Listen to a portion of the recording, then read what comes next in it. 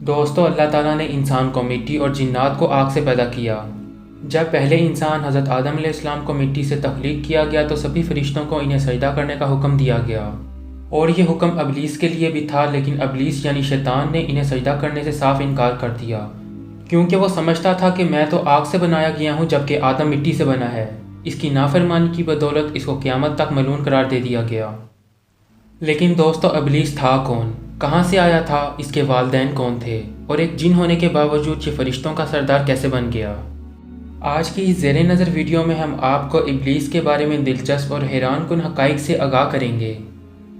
معزز ناظرین، ابلیس کے والد کا نام چلیپا تھا۔ اس کا چہرہ شیر کی مانند تھا، اس لیے اسے شاشین کا لقب بھی دیا گیا تھا۔ شاشین کو تمام جنات میں سب سے زیادہ بہادر سمجھا جاتا، کیونکہ اس نے اپنی بہادری سے جنات کی کئی اقوام کو فتح کیا تھا۔ ابلیس کی والدہ کا نام تبلیس تھا اور اس کی شکل ایک بھیڑیے کی مانند تھی۔ یہ بھی اپنے شوہر کی طرح بہادری کے لیے مشہور تھی۔ تمام جنات کا ماننا تھا کہ ان دونوں میاں بیوی کے ہوتے ہوئے کوئی بھی اس قوم کا بال بھی بیکا نہیں کر سکتا۔ جب اس قوم کی سرکشی حد سے بڑھ گئی تو خدا تعالیٰ نے فرشتوں کو حکم دیا کہ جا کر اس قوم کا خاتمہ کر دیا جائے۔ بہت سے جنات کو ختم کر دیا گیا اور جن جنات کو قیدی بنایا گیا ان میں ابلیس بھی شامل تھا۔ اللہ پاک نے اس کے بارے میں حکم دیا کہ اس کی اچھے سے تربیت کرو، اس کو دنیا جہان کو سمجھنے اور اپنے خالق کی عبادت کرنے کا درس دو۔ اللہ نے اسے علم کی دولت سے نوازا۔ ساری کائنات کا علم حاصل کرنے کے بعد اسے فرشتوں کا سردار بنا دیا گیا۔ جو فرشتے اسے علم سکھاتے تھے اب وہی اس سے علم حاصل کرنے لگے، یہاں تک کہ اللہ نے اس کے درجوں کو اتنا بلند کر دیا کہ ساتوں آسمانوں پر اس کے چرچے ہونے لگے۔ پہلے آسمان والے اسے عابد پکارتے، دوسرے آسمان والوں نے اس کو زاہد کہا، تیسرے آسمان والوں نے اسے عارف پکارا، چوتھے آسمان والے اسے ولی کہتے، پانچویں آسمان والے تقی کہتے، چھٹے آسمان والے حاشے اور ساتویں آسمان والے اسے عزازیل کے لقب سے پکارا کرتے۔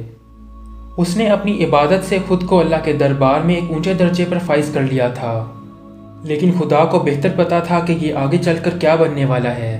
دوستو، یہ وہ وقت تھا جب خدا تعالیٰ نے حضرت جبرائیل علیہ السلام کو پیدا فرمایا تھا۔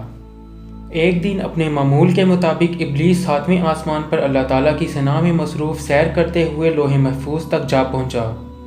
یہ وہاں دیکھتا ہے کہ اس پر لکھا ہے کہ ہمارا ایک بندہ ایسا بھی ہے جسے ہم ہزاروں نعمتوں سے نوازیں گے، زمین سے اٹھا کر آسمان تک پہنچا دیں گے، یہاں تک کہ جنت میں داخل کر دیں گے، لیکن ہم اسے ایک حکم دیں گے جس کا انکار کر کے وہ بغاوت کر بیٹھے گا۔ ابلیس نے مزید لوح محفوظ پر اعوذ باللہ من الشیطان الرجیم واضح الفاظ میں لکھا ہوا بھی پڑھا تھا۔ ابلیس اس جملے کو پڑھ کر 2000 سال تک روتا رہا کہ آخر ایسا کون بدبخت ہوگا جو اللہ پاک کی نافرمانی کرے گا۔ اس کشمکش میں یہ اللہ پاک کی بارگاہ میں حاضر ہوا اور عرض کی، مولا، ایسا احسان فراموش کون ہو سکتا ہے جو تیرے حکم کی نافرمانی کرے گا، جسے شیطان کا نام دے کر اس سے پناہ مانگی گئی ہے۔ اللہ پاک نے ابلیس کو بتایا کہ ایک ایسا بھی ہوگا جو ہزاروں نعمتیں حاصل ہونے کے باوجود ہمارے ایک حکم کی پیروی نہ کرنے کی وجہ سے دنیا جہاں میں رسوا ہوگا۔ ابلیس نے کہا، مولا، میں اس کو دیکھنا چاہتا ہوں۔ اللہ پاک نے ارشاد فرمایا، تو اسے جلد ہی دیکھے گا۔ ہزاروں سال ابلیس اس شیطان سے ملنے کی آرزو کرتا رہا۔ اسی دوران اسے خبر ہوئی کہ زمین کی مٹی سے ایک پتلا تیار کیا جا رہا ہے جس کا نام آدم ہے۔ روایات میں آتا ہے کہ حضرت آدم علیہ السلام کا پتلا تیار تو ہو گیا تھا مگر ابھی اللہ نے اس میں روح نہیں ڈالی تھی۔ ابلیس اس پتلے کے پاس آتا، اس کو غور سے دیکھتا، اس کا جائزہ لیتا اور پھر حقارت سے اسے ٹھوکر مار دیتا۔ ابلیس نے یہ عمل کئی بار کیا۔ آخر کار وہ دن آ گیا جب حضرت آدم علیہ السلام کو مٹی سے بنا کر روح پھونک کر زندہ کیا گیا۔ تمام آسمان والوں، فرشتوں اور ابلیس کو بھی یہ حکم دیا گیا کہ حضرت آدم علیہ السلام کو سجدہ کرو۔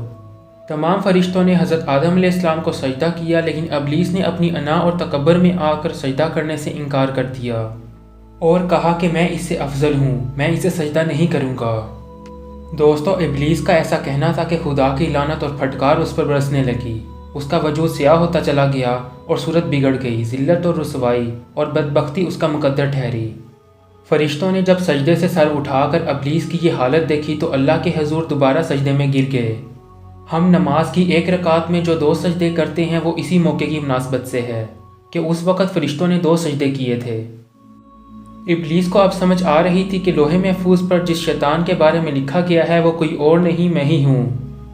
اللہ تعالیٰ نے اس سے کہا کہ تو نے میرے حکم کی نافرمانی کی ہے، اس لیے قیامت تک تو ذلیل و رسوا ہوتا رہے گا اور لوگ تجھ پر صرف لعن طعن ہی کرتے رہیں گے۔ ابلیس کو قیامت کے دن تک کی مہلت دی گئی ہے کہ وہ جو چاہے کر سکتا ہے، اسے کچھ نہیں کہا جائے گا، لیکن بروز قیامت اسے بھی موت کا ذائقہ چکھنا ہوگا۔ دوستو، قیامت سے پہلے جب سورج مغرب سے طلوع ہوگا تو یہ منظر دیکھ کر ابلیس زاروں قطار رونے لگے گا۔ اس کے چہلے اس سے دریافت کریں گے کہ کیا بات ہے، آج سے پہلے ہم نے تمہیں اتنا غمگین اور پریشان نہیں دیکھا۔ تو وہ کہے گا کہ آخر کار سورج مغرب سے طلوع ہو گیا ہے، جو کہ اس بات کی نشانی ہے کہ میری موت کا وقت قریب ہے۔ دوستو، روایت ہے کہ ایک بار حضرت کعب رضی اللہ عنہ لوگوں کو علم کا درس دے رہے تھے، تو انہوں نے بتایا کہ حضرت آدم علیہ السلام اپنی وفات کے وقت اللہ پاک سے عرض گزار ہوئے کہ اے اللہ پاک، میری موت سے میرا دشمن شیطان بہت زیادہ خوش ہو جائے گا، کیونکہ وہ قیامت تک زندہ رہے گا۔ تو اس پر جواب آیا، اے آدم، تم موت کے بعد جنت میں چلے جاؤ گے، لیکن ابلیس قیامت تک اس دنیا میں اس لیے رہے گا کہ بروز قیامت اس نے جتنوں کو گمراہ کیا ہوگا اس کے حساب سے اسے موت کی تکلیف برداشت کرنا پڑے گی۔ اتنا کہہ کر حضرت کعب رضی اللہ عنہ خاموش ہو گئے، لیکن لوگوں نے اصرار کیا کہ ہمیں ابلیس کی موت کے بارے میں بتائیں، تو انہوں نے بتانا شروع کیا کہ قیامت کے وقت جب ابلیس انسانوں کی ایک بہت بڑی تعداد کو جہنم میں پہنچا چکا ہوگا، تو ملک الموت ابلیس کی روح قبض کرنے اس کے پاس جائے گا، تو وہ موت کے خوف سے ڈر کر ہر طرف بھاگے گا اور زاروں قطار چیخیں مار کر روئے گا۔ وہ کبھی سمندر کی گہرائیوں میں چھپے گا تو کبھی زمین کی ساتوں تہوں میں، لیکن یہ جہاں بھی جائے گا ملک الموت وہاں پہنچ جائیں گے۔ ابلیس آخرکار تھک کر اپنی موت کی مقررہ جگہ پر پہنچ کر ملک الموت سے سوال کرے گا کہ تم مجھے کہاں لے کر جاؤ گے؟ تو ملک الموت جواب دیں گے کہ جہاں تمہاری وجہ سے کئی انسان چلے گئے ہیں، تو نے بہت سے لوگوں کو گمراہ کر کے انہیں جہنم میں بھیجا ہے، تو آج تیرا بھی حساب ہوگا۔ آج تجھے اس قدر درد ملے گا جتنا تو نے سوچا بھی نہ ہوگا۔ تیری روح قبض کرتے ہوئے جہنم میں جتنے بھی لوگ ہیں ان کے برابر تکلیف ملے گی۔ اس وقت ابلیس حضرت آدم علیہ السلام کی قبر پر کھڑا ہو کر کہے گا، اے آدم، کاش تم اس دنیا میں پیدا ہی نہ ہوتے، تو نہ ہی آج میں ملعون بنتا۔ جس جگہ ابلیس کی موت ہوگی وہ جگہ آگ سے دہکتی ہوگی اور جہنم کی بیڑیاں لگی ہوں گی۔ ان بیڑیوں سے ہی ابلیس کو تڑپا تڑپا کر اس کی روح کو قبض کیا جائے گا، اور اس وقت حضرت آدم علیہ السلام اور اماں حوا سے کہا جائے گا کہ اپنے دشمن کی طرف تو دیکھو کہ کس طرح تڑپ تڑپ کر مر رہا ہے۔ یہ دونوں ابلیس کی موت کو دیکھ کر شکر کریں گے اور کہیں گے، اے اللہ پاک، تو ہی عدل کرنے والا ہے، آج تو نے ابلیس کو اس کے انجام تک پہنچا دیا۔ اور اس طرح ابلیس کی موت واقع ہو جائے گی۔